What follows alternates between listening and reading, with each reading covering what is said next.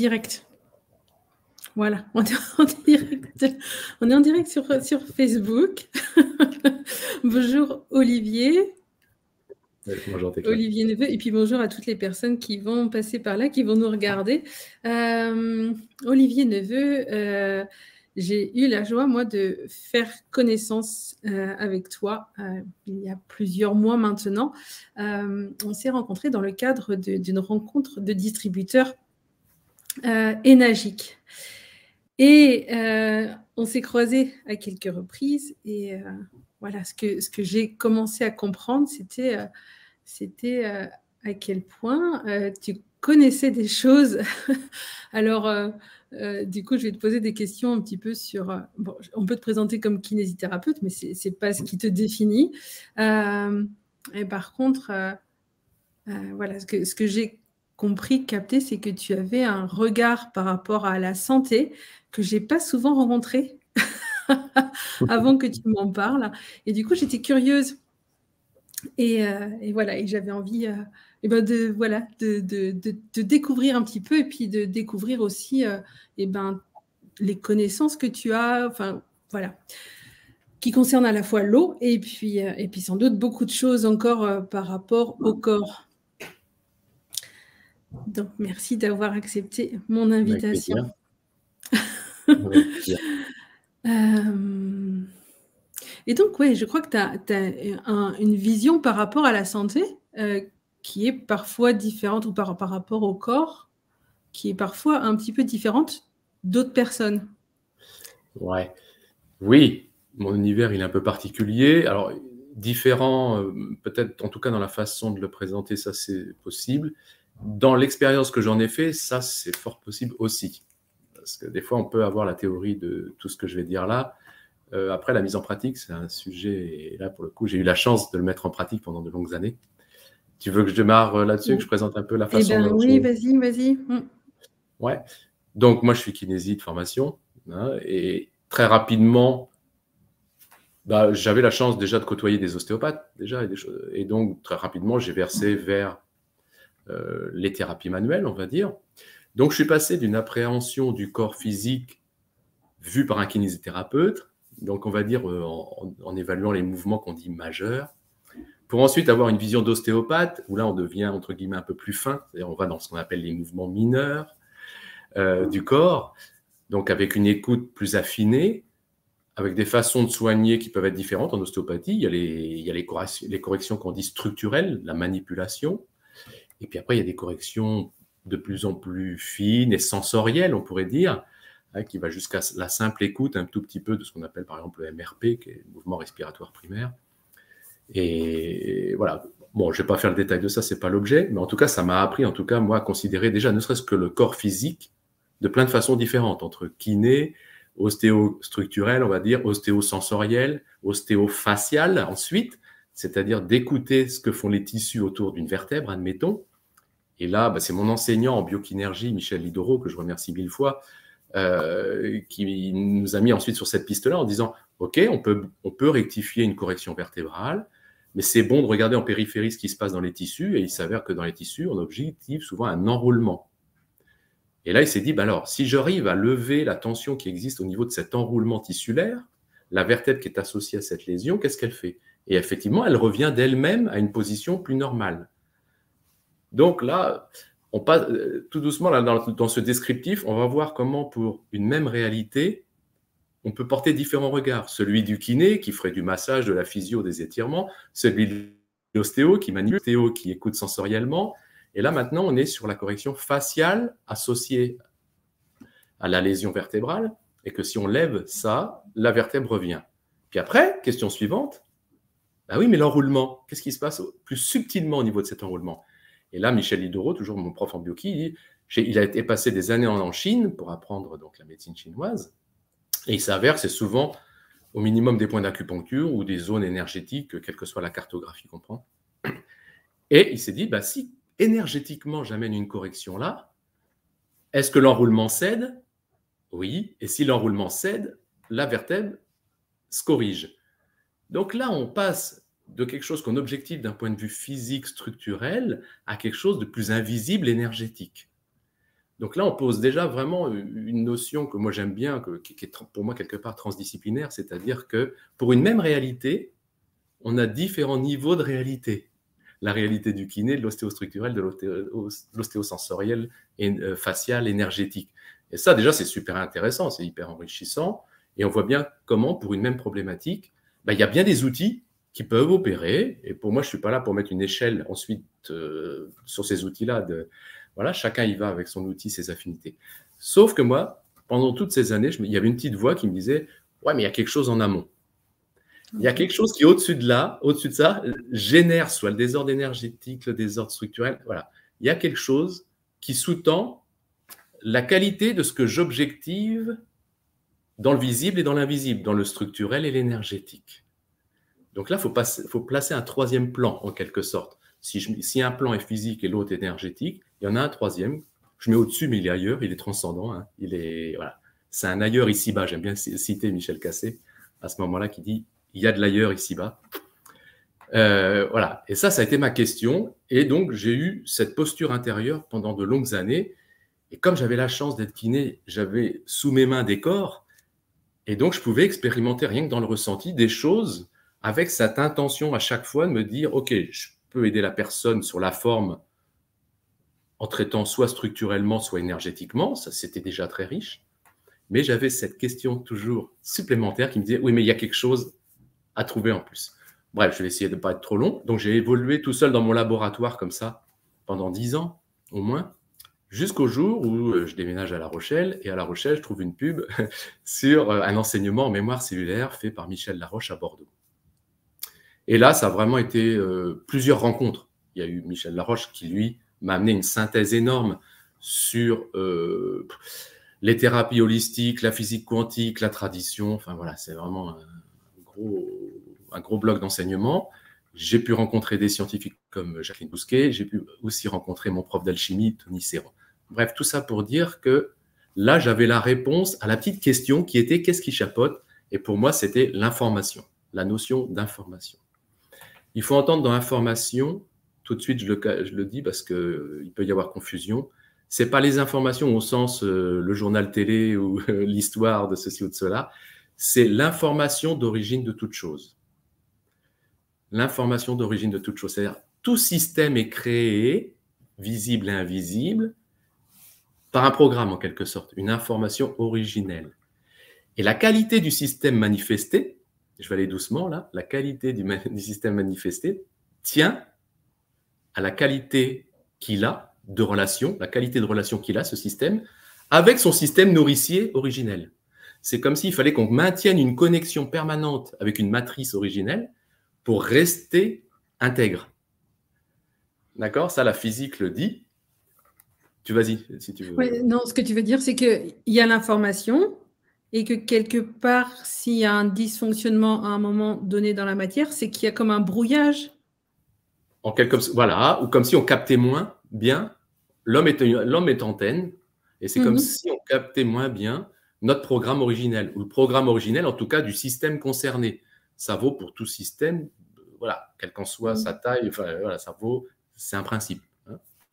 Et la tradition, elle nous le dit, ça, depuis longtemps, en disant que chaque chose n'a de raison d'être que par la qualité de relation qu'elle a avec son verbe créateur. Ça, c'est la tradition. Chaque chose n'a de raison d'être que par la qualité de relation que cette chose a avec son verbe créateur, c'est-à-dire le programme qui l'a manifesté en quelque sorte, qui le pose ici-bas. Ça va, ça, cette notion-là? Parce que c'est vrai que c'est ça qu'il faut arriver à saisir. Pour moi, ça a été la clé. Parce que je me suis dit, l'humain, c'est un système. Comme j'ai fait la modélisation, la vertèbre, tissu, énergie, corps et énergie, nous sommes un système, visible, invisible, corps et énergie, je simplifie volontairement. Et là, je me disais, ça y est, le troisième élément, c'est l'information qui sous-tend la qualité de ce que j'objective, là, dans le visible et dans l'invisible. Et donc, l'enjeu, pour moi, c'est moi qui étais dans la santé, qui suis dans la santé, qui l'était, et si je veux restaurer l'intégrité, encore une fois, physique et invisible de quelqu'un, quelle que soit la problématique, je dois l'aider, je dois trouver quelque chose, quelque part, il y a quelque chose à trouver pour l'aider à reconnecter l'information, ces informations originelles, en quelque sorte, ou l'information originelle de la problématique. D'accord? Et donc, je disais aussi, lors de ces études en mémoire cellulaire à Bordeaux, j'ai eu la chance, dans le même temps, et là, la destinée s'est chargée de me créer des synchronicités qu'il fallait. Dans le même temps, je rencontrais Tony Serron, mon prof d'alchimie. Et s'il y a bien une science qui parle de la réintégration de l'information, c'est l'alchimie. Et là, j'avais pile poil. Alors, par contre, il a fallu que j'y aille. Là, il a fallu aller au laboratoire quelques années. Et voilà. Et par contre, ça a été d'une richesse phénoménale. Donc là, j'avais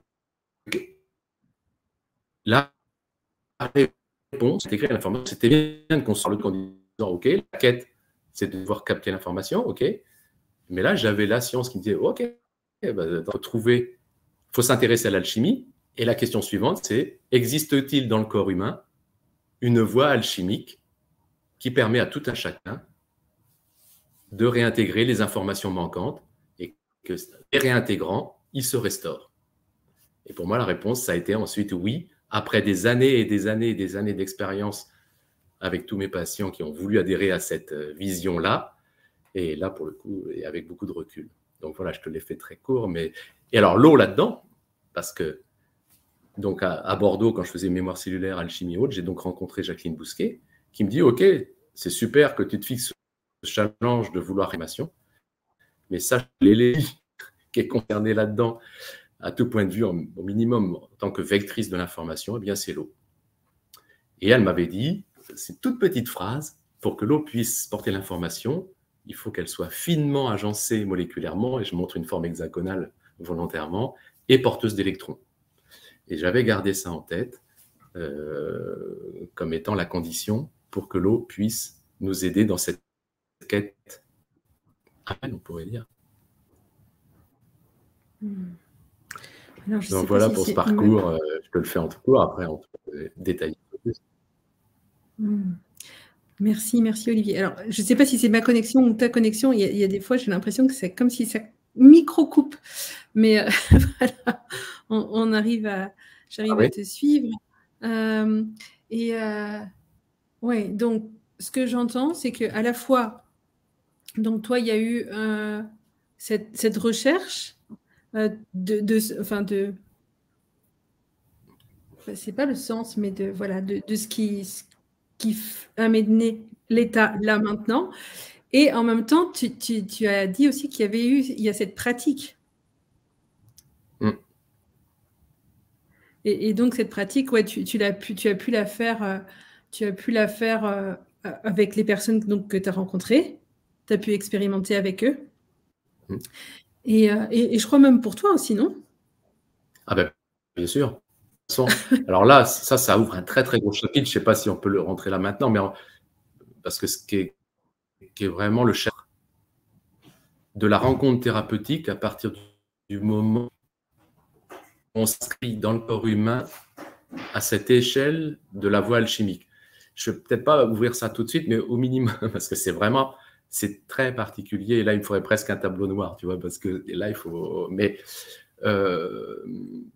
en tout cas, voilà, j'ai eu la chance, comme je disais, d'être kiné, d'accompagner bien des patients. Je présentais à chaque fois l'enjeu à mes patients. Ceux qui adhéraient, on se lançait dans l'expérience. Ceux qui n'adhéraient pas, on restait sur un traitement soit de la structure, soit de l'énergie. On restait sur ces deux plans-là. On ne partait pas sur la quête informationnelle. Donc, c'était à chaque fois une proposition. Je prenais toujours vraiment une séance pour ça. Et je disais toujours, à la limite, je ne vous demande même pas de comprendre. Vous allez juste sentir si vous adhérez ou pas à cette quête. À l'intérieur de vous, ça va faire oui, ça va faire non. Si ça fait oui, on y va. Si ça n'y va pas, et tout est juste. Enfin, voilà, il n'y a pas de... Et donc, voilà, oui, j'ai eu la chance après de pouvoir, encore une fois, et je l'avais déjà fait avant d'avoir cette rencontre en mémoire cellulaire, je l'avais fait déjà quelque part en aveugle, enfin, c'était vraiment, là, j'étais dans mon laboratoire avec ma Petzl, je dis souvent, tu sais, ma lampe frontale, en disant, bon, je vais à la mine, je ne sais pas où je vais, mais je vais. Bon, puis après, voilà, j'ai pu proposer, modéliser, et je disais, maintenant que vous adhérez à cette quête, sachez que, voilà, au fond de vous, il va falloir éveiller cette physiologie, parce que là, je parle vraiment de physiologie alchimique, humaine, qui va donc vous permettre de réintégrer l'information manquante au regard de la problématique pour laquelle vous venez. D'accord? Et je dis, moi, je suis simplement un mécano. moi, je suis surtout pas là pour vous guérir. La guérison tient à la restauration de cette physiologie. Voilà. Et moi, je suis un mécano, par contre, parce que la physiologie, il y a une cartographie, il y a un moteur, si on veut. Enfin, voilà, on prend les images qui nous vont bien. Et voilà, il y a des cartographies. Et moi, je vais aller sur... Je suis un mécano pour vous aider à restaurer cette physiologie au minimum. Voilà. Donc, manuellement, voilà, je pouvais réveiller cette voie alchimique dans l'homme. Et surtout, ensuite, je vais dire on, parce qu'on l'a fait avec Sandrine aussi, bien des fois, où on était tous les deux en consultation avec Sandrine, mon épouse. Voilà. Et on transmettait ensuite une philosophie de vie, c'est-à-dire des petits exercices, un placement particulier pour que les personnes, une fois qu'elles quittaient le cabinet et qu'elles rentraient chez elles, elles puissent continuer d'initier cette physiologie, parce que tout l'enjeu est là, en fait. Moi, je dis qu'à la limite, la profession de thérapeute, au final, elle ne devrait pas exister. Bon, je caricature. Quand je suis comme ça, je suis assez vitriolant. Mais tout ça pour dire que l'humain est autonome, l'humain est libre. Bon, après, il a besoin de points d'appui. Et ça, c'est normal. Et là, le thérapeute devient le point d'appui nécessaire.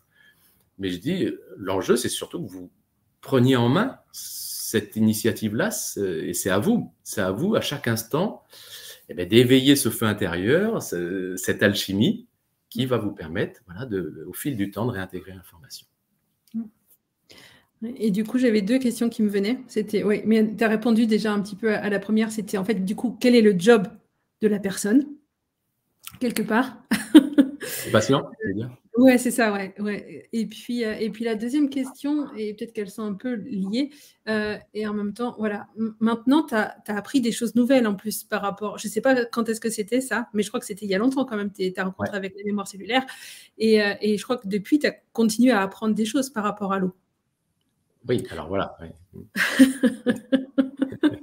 Donc, on va y venir, mais ouais. Donc, le job de la personne, du coup, dans cette manière de co-explorer, en fait.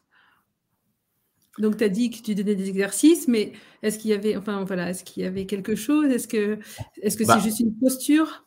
Alors, il faut être actif, c'est-à-dire c'est pas quelque chose de passif, c'est pas du par défaut, ça œuvrera. Le propre de l'éveil de la voie alchimique dans l'homme, c'est qu'il y a une initiative à prendre. Dans l'initiative, il faut entendre inice, il faut entendre le feu. Il y a un sel à mettre, on dirait, en alchimie.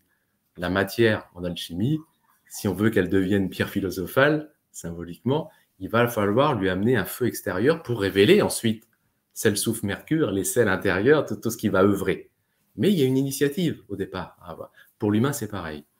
Donc, effectivement, là, je ne sais pas si je vais pouvoir vous présenter ça là, parce que normalement, ça me prend quand même un petit moment avant d'amener à cela. Je ne pensais pas qu'on allait aller si loin. Au minimum, juste une petite astuce déjà, pour nourrir cette posture qui amène à une quête d'intériorité. L'enjeu, c'est de verser vers une intériorité. C'est cette fameuse métanoïa, ce retournement d'Annick de Souzenel. Enfin, bon nombre en parlent, bon nombre de traditions. Voilà. Donc, il faut trouver le moyen de retourner vers une intériorité, parce que c'est l'ailleurs qu'on cherche, il siège dans une intériorité. Elle passe par cette intériorité. Et là, je vais pas décrire toutes les étapes par lesquelles j'en suis passé, parce que ça a été de longues années de recherche avec mes patients. Et au final, je me suis dit, OK, et ça, c'est de la physique. Ce qui s'actualise dans notre réalité ne fait qu'actualiser ce qui préexiste dans notre intériorité. L'actualisation, voilà, ne fait que mettre là dans le visible, dans le manifesté là, ce qui préexiste en termes de probabilité, on va presque dire, dans notre intériorité. D'accord ? Et là, je me suis dit, OK, on veut aller vers cette intériorité. Mon actualité me présente ça. Alors, je vais avant tout prendre des actualités problématiques, parce que c'est souvent à partir d'elles qu'on travaille. Bien souvent, quand il nous arrive quelque chose, notre premier réflexe, notre première attitude, et elle est humaine, c'est la causalité. C'est à cause de qui? C'est à cause de quoi? C'est la faute à ci, c'est la faute... Enfin, on va stigmatiser, on va pointer du doigt vers l'extérieur. Ouais, OK. Bon, ça va bien pour gérer la forme. Effectivement, si j'ai un accident de voiture, on va faire un constat sur la forme. Sauf que l'accident de voiture, si je l'ai vécu, c'est qu'en amont, dans mon intériorité, j'avais la probabilité à vivre l'accident de voiture et que l'enjeu, c'est d'aller chercher cette probabilité-là. C'est pas de dire c'est la faute à l'autre parce que j'avais la priorité à droite ou qui m'a fait ceci, m'a fait. Voilà.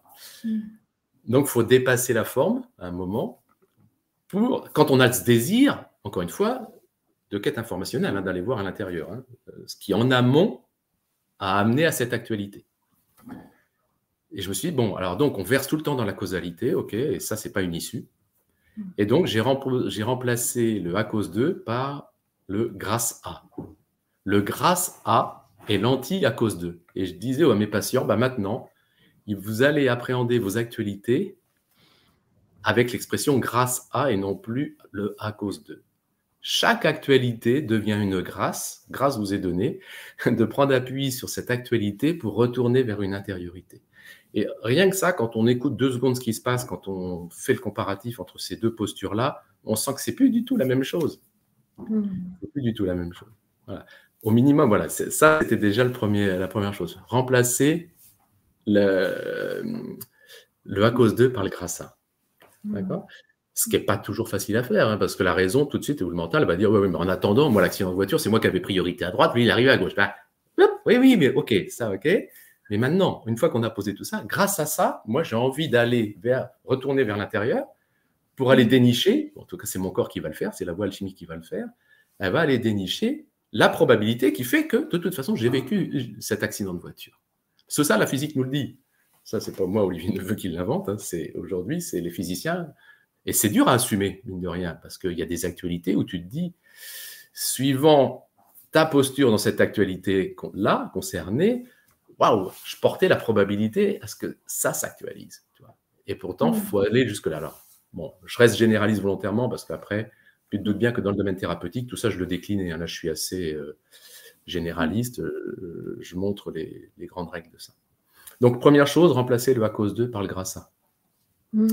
Et ensuite, une fois que je sentais que le doigt qui stigmatisait vers l'intérieur, quelque part, je l'avais retourné, ou comme un gant qu'on retourne, tu sais, un gant, tu le prends et tu le retournes pour qu'il parte à l'intérieur de toi. Sauf qu'après, il fallait lui donner une direction. Et là, je disais aux patients, vous imaginez que vous avez une fenêtre de moteur de recherche comme dans les ordinateurs, qui est vierge, et qui n'attend qu'une chose, c'est que vous lui donniez une direction vers laquelle il va falloir aller fouiller pour trouver les fameuses probabilités qui viennent de s'actualiser. D'accord ? C'est une prouesse que tu me fais faire là, parce que je n'ai jamais expliqué aussi vite. Je n'ai jamais expliqué aussi vite et sans tableau noir. Donc, c'est un sacré exercice. Et c'est tant mieux, c'est super. J'espère que je suis clair. Je dis comme ça parce que j'espère que je suis clair. La quête, elle est donc de retourner vers cette intériorité pour dénicher le déficit informationnel qui a généré cette actualité. Ça, il faut toujours avoir ça à l'esprit. L'enjeu, c'est même pas la cause au sens ouais, c'est vrai qu'il y a des schémas répétitifs dans ma famille où on vit tout le temps la même chose, on vit toujours des accidents de voiture. Ça reste de l'histoire. Là, on est encore dans les informations. L'information originelle, ça va s'appeler vivre un accident de voiture ou être victime d'un accident de voiture. Est-ce que tu sens la subtilité ? Quand on parle de l'information première, on est universel, on est impersonnel. Quand je dis vivre un accident de voiture, ça peut concerner tout un chacun. Et donc là, l'enjeu, c'est d'aller recontacter cette information-là. Et du coup, je parlais de cette fenêtre de moteur de recherche qu'on a à l'intérieur de soi. C'est une modélisation, voilà. Eh bien, en fait, je leur disais, bon, alors maintenant que vous avez vécu ça, grâce à ça, c'est-à-dire grâce à ce qui vient de m'arriver, et je disais l'expression « je nomme », c'est-à-dire voilà ce que j'écris dans la fenêtre de recherche. Je dis « je nomme vivre une voiture » et je fais entrer, ou être victime d'un accident de voiture et je fais entrer et je laisse faire après. C'est-à-dire que j'ai cette posture et ce désir de me retourner vers… Et je fais reconnaissance, c'est énorme déjà d'accueillir ce préalable que cette actualité préexistait au fond de moi. Donc du coup, je m'ouvre à y retourner, à aller y voir. Sauf qu'il va falloir que je donne la direction de cette voie alchimique, enfin, il va falloir que je génère cette voie alchimique qui va s'orienter vers l'information manquante. C'est pour ça que je l'indique dans le moteur de recherche. Donc, j'ai toujours, grâce à ça, là, je suis en dialogue avec mon intériorité, je nomme être victime d'un accident de voiture ou, encore une fois, se voir griller la priorité. En fait, on va qualifier de 1001 façons l'actualité vécue. Tu vois, on va aller chercher toutes les informations qui se sont jouées là, mais j'entends par information archétypale, en quelque sorte. Information principielle, c'est autant de noms qu'on utilise pour qualifier ces informations universelles qui sous-tendent tout à chacun. Mais par contre, on a chacun une relation particulière avec cette information-là. Est-ce que ça va? Ouais. Et du coup, quand on a lancé dans le moteur de recherche, après, est-ce que c'est comme une écoute de ce qui résonne, de ce qui va apparaître de... Alors, c'est surtout déjà dans un premier temps un gros lâcher-prise et un gros laisser-faire. Ces deux étapes-là, c'est là où il me manque le tableau noir, parce qu'en fait, la physiologie, la physiologie qui porte ça dans le corps, qui porte cette voie alchimique, c'est le caducée. C'est le caducée dans l'arbre de vie. C'est le caducée dans l'arbre des séphirotes. Donc après, je détaille par toutes les étapes par lesquelles va passer cette physiologie une fois qu'on a pris l'initiative de nommer. Une fois qu'on a pris l'initiative de dire, grâce à ça, je nomme et je pars à l'intérieur de moi, là va se jouer toute une succession d'étapes que je ne vais pas pouvoir te détailler là, parce que là, pour le coup, c'est assez... Mais au moins, les deux premières, c'est je lâche prise. Et la deuxième, je laisse faire. Ces deux étapes qui semblent être un petit peu similaires, or elles ne le sont pas, elles sont complémentaires. Parce qu'on peut, dans un premier temps, je fais ça parce que dans le caducée, je fais partir le caducée à gauche, c'est pour ça que je fais ce dessin. On peut lâcher prise, sauf que le mental a toujours moyen de rattraper le coup. Le mental, lui, il va vouloir censurer l'affaire, il va vouloir mettre son veto à chaque instant sur ce processus-là. Le mental peut dire, oui, ok, j'ai compris, je nomme, grâce à ça, je nomme, mais quand même, je voudrais bien savoir ce que ça va aller chercher. Tu vois, quand tu entends ça, c'est ton mental qui est en train de rattraper le coup. Tandis que là, c'est, ok, je nomme, je lâche et je laisse faire. Je n'ai aucune idée de par où ça va passer. Par contre, je suis convaincu qu'on a cette puissance intérieure-là. Je suis convaincu que là, il existe une voie qui traverse tous les niveaux de réalité de notre réalité. Ça passe par le corps à cette échelle-là. Et ensuite, ça va passer par tous nos organes, toutes nos humeurs, toutes nos biles. Là, je ne peux pas te faire le descriptif de tout ce qui se joue, c'est tout ce que la voie alchimique va mettre en œuvre. Mais à partir du moment, c'est l'adhésion, en fait, c'est la foi qui va aussi aider à rentrer dans cette expérience-là. Alors, elle ne se fait pas du jour au lendemain en une fois. C'est là, toute la notion d'ascèse, voilà, l'ascèse qui est la discipline et l'exercice, là, ça trouve toute sa puissance. Donc voilà, ces deux étapes. Et après, effectivement, comme tu l'as dit, on guide, on accompagne les personnes parce qu'il va se passer des choses. Dans le corps, dans les émotions, dans l'événementiel, il va se passer des choses qui signent, la notion de signature en alchimie, c'est très important, qui signent l'éveil du processus alchimique dans le corps. Ok, processus alchimique, ça veut dire transformation. Enfin, peut-être que je réduis un petit peu. Oui, à terme, ça amène à une mutation. Une mutation. Plus qu'une transformation. D'accord.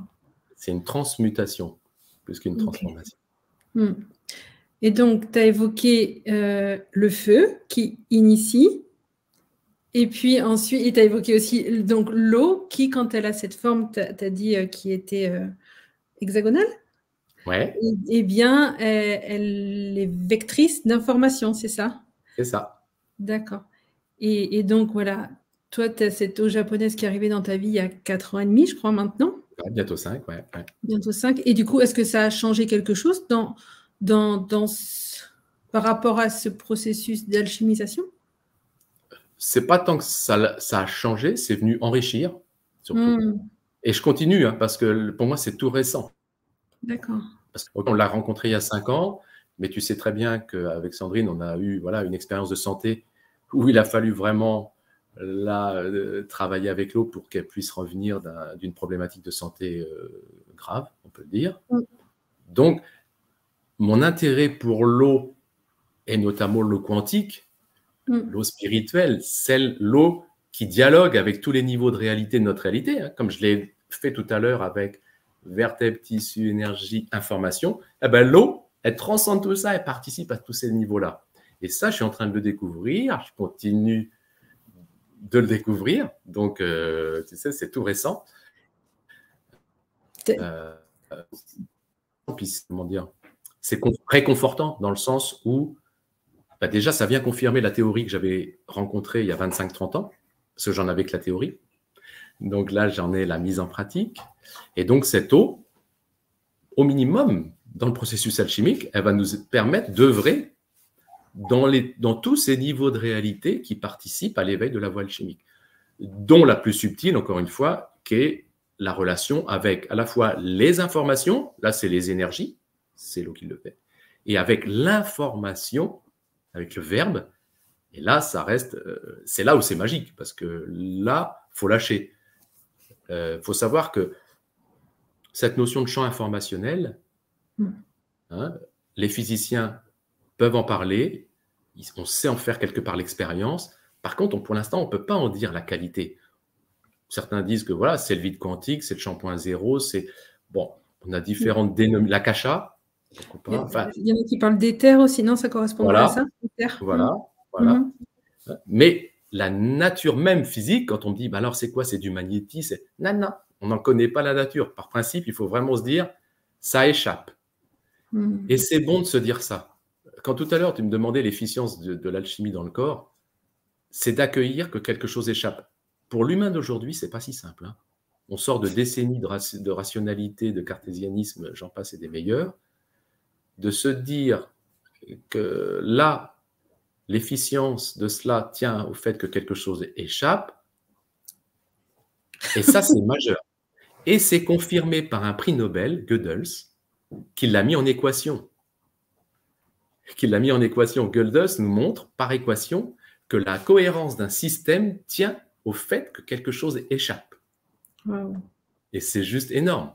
Ça c'est un jour, ils ont réuni plein de scientifiques de plein de disciplines différentes. Ils leur ont posé la question, c'est quoi les plus grandes avancées de l'humanité depuis la nuit des temps?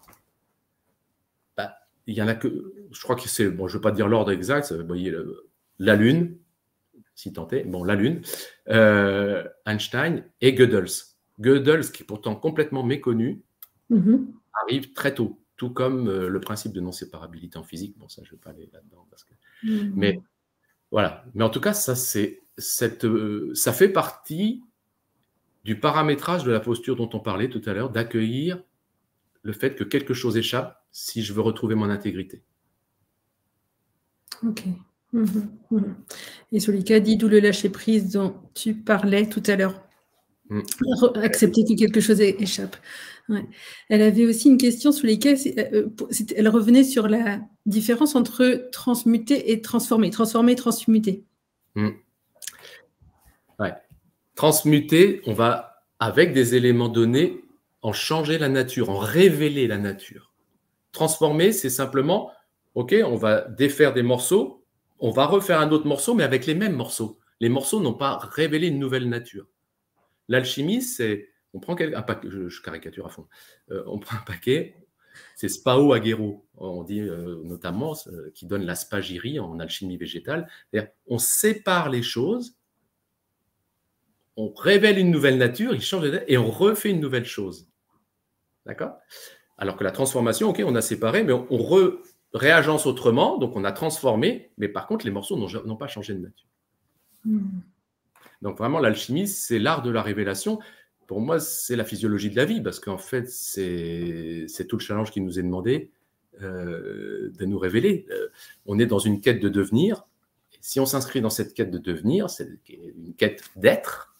Hein, la nature d'être, l'état d'être, c'est qu'un devenir permanent. Et si on s'inscrit dans cette dynamique-là, c'est une dynamique de révélation, donc de mutation. Et c'est ça qui est difficile à assumer, parce que voilà, on est à une époque aujourd'hui où on vante le fait qu'il faut quitter un ancien monde pour trouver un nouveau monde. Ouais, eh ben, il faut avoir cette notion-là, que si on veut générer de la nouveauté, il faut en passer, pour moi, par l'alchimie, même au niveau sociétal, si tu veux ça. Après, on peut décliner ça dans toutes les systémies, et que c'est pas si simple pour le coup. C'est-à-dire que là, il faut vraiment rentrer dans une expérience de chaotisation, le chaos faisant partie, le principe chaotique. Mon prof d'alchimie, il parle toujours de principe chaotique inoubliable. En fait, c'est un principe vital, préinscrit à l'intérieur de chacun de nous tous, et qui permet la révélation. Ouais. Et un petit peu, donc, comme tu as rencontré parmi les gens qui venaient te consulter, donc parmi tes patients, tu as rencontré ceux qui avaient juste envie d'aller mieux et ce que tu permettais avec ton action de kiné ou d'ostéopathe. Et en même temps, tu as rencontré aussi les personnes qui étaient susceptibles et intéressées, désireuses, curieuses d'aller regarder à l'intérieur ou d'aller regarder voilà ce qu'elles pouvaient justement transmuter, enfin en accueillant sans doute l'événement. Et donc, j'imagine que maintenant, de la même manière, tu peux être, tu peux appeler ou être amené à rencontrer des gens qui vont être désireux d'avoir ce cheminement-là, sans avoir forcément de soucis physiques, quoi, et puis que tu vas rencontrer d'une autre manière. C'est un peu le challenge du jour, peut-être. Enfin, du jour, du moment, quoi. Non, ouais. Non, mais tu as raison. Il ne faut pas attendre. Moi, effectivement, je viens d'un cadre où j'accueillais des personnes dites malades, enfin, quelle que soit la nature de la problématique. Donc, nous, on partait de là. Mais la physiologie dont on parle, encore une fois, c'est pour ça que j'ai utilisé que c'est une physiologie de vie. Il ne faut pas attendre d'être malade pour… Je dis toujours, la seule chose dont on souffre, c'est l'oubli. L'humain a tout simplement oublié qu'il devait en permanence garder l'initiative d'introspecter. S'il garde dès le départ cette initiative-là, à chaque instant, il prend l'initiative, quelque part, se reconnectant à l'information d'origine, d'éteindre la probabilité à ce qu'il lui arrive quelque chose de grave. C'est pour moi vraiment la voie par excellence de la liberté. Là, tu deviens définitivement libre parce que tu éteins au fond de toi à chaque instant la probabilité à ce qui t'arrive, quoi que ce soit. Parce que tu as cette initiative, par principe, qui devient voilà, ta façon d'appréhender l'existence pour entrer dans la vie. Je fais toujours la différence entre l'existence et la vie. L'existence, c'est être hors de l'être, c'est vivre hors de l'être, tandis que la vie, c'est vraiment tendre vers notre nature d'être. Ouais. Et il y a un mot qui est un petit peu je dirais à la mode en ce moment, c'est souverain. Et toi, c'est comme si tu, par rapport à cette souveraineté, tu donnais, enfin, c'est comme s'il y avait cette notion-là, un peu de responsabilité. Ah ben, pas qu'un peu, oui. Ouais. Ah ben, totalement, totalement. Hein. Pour devenir souverain, comme tu dire, pour devenir roi au cœur de son propre royaume, dans sa Jérusalem céleste, tout se passe ici. Ben oui, il faut être responsable. Et tiens, ça ne peut émerger, ça ne peut se révéler que parce qu'on en prend l'initiative. Et être responsable, parmi l'étymologie de responsabilité, c'est se mettre en écho à la chose. On en revient à le grâce à l'actualité. Tu vois, il m'arrive quelque chose, si je suis responsable, c'est-à-dire qu'encore une fois, si c'est dans mon actualité, c'est qu'au fond de moi-même, je porte la probabilité à ce que ça s'actualise. Donc, j'en suis responsable au sens, non pas fautif, il ne faut surtout pas en faire une affaire personnelle, c'est un principe juste du manifester. C'est un principe du manifester, c'est tout. Et donc, se rendre responsable, c'est OK, j'accueille le fait de me mettre en écho à cette chose.